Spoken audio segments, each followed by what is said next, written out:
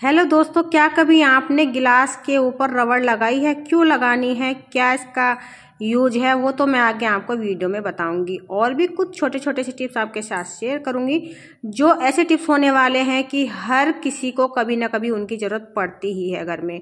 तो यहाँ पर सबसे पहला जो टिप्स है मेरा इस तरीके की कैंची को लेकर है। ये जो छोटी कैंची होती है ना, बड़ी ही काम की होती है। हम घर में रहें या फिर कहीं बाहर में जाएं तो ये काम आती ही हैं। अब कहीं अगर आप बाहर जा रहे हैं तो आपको इन ले जाना पड़ता है। अगर आप मतलब वर्कर हैं या कुछ ऐसा काम करती हैं सिलाई विलाई का, तो आप ले जा सकती हैं। लेकिन होता है क्या, आप डायरेक्ट ना अगर इस तरीके से बैग में डालोगी तो आपके जो बैग में रखी हुई पहले से कुछ चीज़ें होंगी, इंपॉर्टेंट कागज होंगे, वो सब ना इन कैंची की नोक से कट सकते हैं। यहाँ तक कि आपका बैग भी फट सकता है।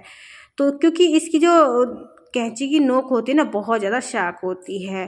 तो आपको करना क्या है, अगर आप कहीं बाहर जा रही हैं या फिर घर में भी हैं अपने, और आप पर्स में इन कैंचियों को रखना चाहते हैं, तो आपके लिए एक छोटा सा आइडिया मैं शेयर करने जा रही हूँ। आपको ले लेना है कोई भी घर में रखा हुआ पुराना सॉक्स। देखिए, काफ़ी सारे सॉक्स हमारे घर में ऐसे होते हैं जिनकी रबड़ ख़राब हो जाती है या फिर एक गुम हो जाता है और एक ही सॉक्स पड़ा रह जाता है, तो आप उनमें से भी ले सकते हैं। अब आप अगर इसे सीधा नोक की तरफ से रखेंगी तो ये फंस जाता है कपड़े में सॉक्स के। आप ना कैंची को थोड़ा सा उल्टी तरफ से रखेंगे तो ईजिली सॉक्स के अंदर आ जाती हैं। बस आप इस तरीके से इसे फोल्ड कर दीजिए और अपने पर्स में रख लीजिए। आप पर्स में कुछ भी सामान रखेंगे ना, वो बिल्कुल भी कैंची से कटे फटेगा नहीं, क्योंकि हमने कैंची को सॉक्स के अंदर कवर कर लिया है। आशा करती हूँ ये टॉपिक आपको पसंद आया होगा। फ्रेंड, पसंद आया तो लाइक शेयर करना बिल्कुल ना भूलिएगा, और चैनल पर पहली बार आए हैं तो प्लीज़ सब्सक्राइब कर लीजिएगा, क्योंकि ऐसी हेल्पफुल वीडियो मैं आपके लिए डेली अपने चैनल पर अपलोड करती हूँ। अब देखते हैं फ्रेंड, चाबी की टिप्स। अक्सर होता है क्या, हमें कभी कभी गांव जाना पड़ता है या फिर आप कह सकते हैं कहीं जाना पड़ता है, तो हम अपने घर की सारी चाबियां अपने पर्स में डाल के लेके जाते हैं। हम डाल तो लेते हैं, क्योंकि हमारा पर्स ना मतलब कि एक ऐसी चीज़ होती है जिसको हम अपने संग में ले जाना पसंद करते हैं लेडीज से, और इसी में हमारा काफ़ी सारा सामान पहले से ही पड़ा हुआ होता है। इस तरीके से क्लेचर हुआ या फिर मेकअप हुआ या कुछ भी चीज़ें हुई हैं ऐसी, जो हम पहले से पर्स में रख के ले जाते हैं। चाबी भी डाल देते हैं। लेकिन होता है क्या, अगर हमें बाई चांस चाबी की ज़रूरत पड़ जाती है ना, तो हम चाबी को इस तरीके से खोजते हैं, और कभी हमारे हाथ में कुछ सामान आता है, कभी कुछ सामान आता है, यानी कि आप कह सकते हैं कि चाबी मिलती नहीं है। काफ़ी सारा समय तो इसमें वेस्ट हो जाता है, और कभी कभी ऐसा होता है कि हमारी चाबी गुम ही हो जाती है। फिर जब हम जाते हैं अपने लॉक वगैरह खोलने की कोशिश करते हैं, चाबी ढूंढते हैं, तो चाबी मिलती नहीं, क्योंकि वो गुम हो चुकी होती है। तो आपको अगर इस समस्या से बचना है तो एक टिप्स आपके साथ और फॉलो करना, तो आपको करना क्या है, जो आपको लेनी है एक सेफ्टी पिन, और इस सेफ्टी पिन को आप पर्स के अंदर से जो कपड़ा होता है लगा हुआ, इसी में आपको अटैच कर लेना है। ये देखिए, इस तरीके से इस पिन को मैंने फिक्स कर लिया है। अभी कपड़े के साथ अटैच हो गया है। अब हम करेंगे क्या, इस सेफ्टी पिन के अंदर ही हम अपनी चाबी का गुच्छा डाल देंगे। हाँ फ्रेंड, जितनी भी चाबी आप ले जाना चाह रही हैं अपने साथ में, वो सारी चाबियां आप ना इस पिन के अंदर एडजस्ट कर दीजिए और पिन बंद कर दीजिए। आप कैसे भी कहीं पे भी अपना पर्स रखेंगे ना, तो आपकी चाबी गुम बिल्कुल भी नहीं होने वाली है, और जब आपको ज़रूरत पड़े तो आप यहाँ से इजीली ले भी पाएंगी, और फिर दोबारा से यूज करने के बाद आप चाबी को इसी में रख दीजिएगा। तो है ना फ्रेंड, कितने कमाल की टिप्स है। टिप्स छोटी सी है लेकिन आपकी बहुत सारी टेंशन खत्म कर सकती है। तो जब भी आप कहीं बाहर जाएं तो इस तरीके से अपनी चाबी को ऑर्गेनाइज करके ले जा सकती हैं। ये देखिए, इस तरीके से जब ये इसमें अटैच रहेगी तो ये कहीं भी ना तो गुम होगी और ना ही किसी और सामान के साथ गुम होगी या मिक्स होगी। आपको ढूंढने की ज़रूरत भी नहीं पड़ेगी। तो आशा करती हूँ फ्रेंड, ये छोटी सी टिप्स भी आपको अच्छी लगी होगी।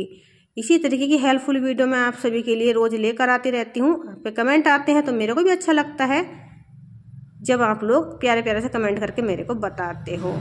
तो यहाँ पर देखिए फ्रेंड, अगला टॉपिक होने वाला है ये खाली बिंदी के पाउच को लेकर। अब इसका यूज मैं कैसे करने जा रही हूँ वो आप देख लीजिएगा।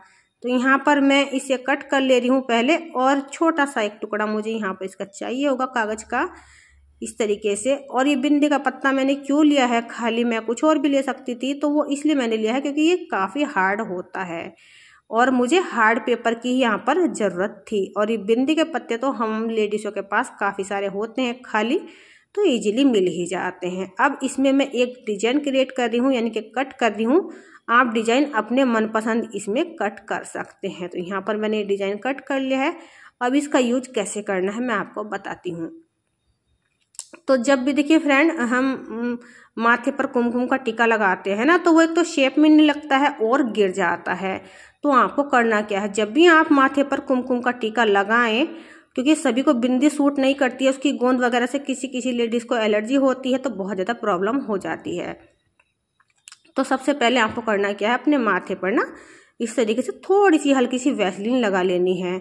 अब माथे पर आपने पहले वैसलीन लगा ली है, फिर उसके बाद आपको करना क्या है, ये जो डिजाइन आपने कट किया था ना, इसी को आपको वैसलीन के ऊपर रख देना है। तो ये बहुत अच्छे से चिपक चुका है।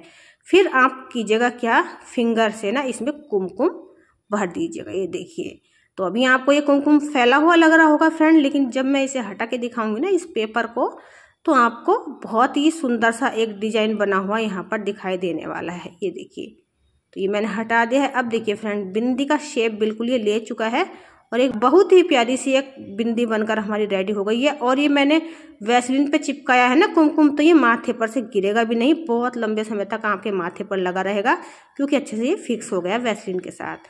अब देखते हैं फ्रेंड गिलास की ये टिप्स। तो मैंने आपको जैसे कि बताया था कि गिलास पर मतलब रबड़ लगा के बहुत अच्छे से आप यूज कर सकते हैं गिलास को।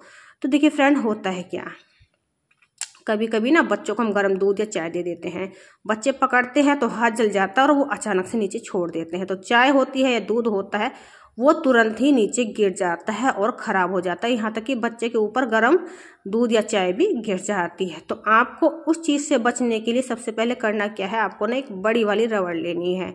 तो मेरे पास ये छोटी रबड़ है, तो इसलिए मैं 3-4 रबड़ का यूज करूँगी यहाँ पर। आपके पास थोड़ी सी मोटी वाली रबड़ है चौड़ाई में, तो आप वो ले लीजिएगा। यहाँ पर देखिए इस तरीके से, तो कम से कम 3 इंच चौड़ा हमें रख लेना है। तो यहाँ पर मैं रबड़ एडजस्ट कर लेती हूँ। अगर आपके पास बड़ी वाली चौड़ी वाली रबड़ नहीं है, तो आप इस तरीके से पतली वाली रबड़ भी लगा सकते हैं। ये देखिए फ्रेंड, अब ये बहुत ही अच्छा सा एक प्रोटेक्टर बन गया है गिलास के लिए। हाँ फ्रेंड, अब इसका यूज देखिए आप समझ ही गए होंगे।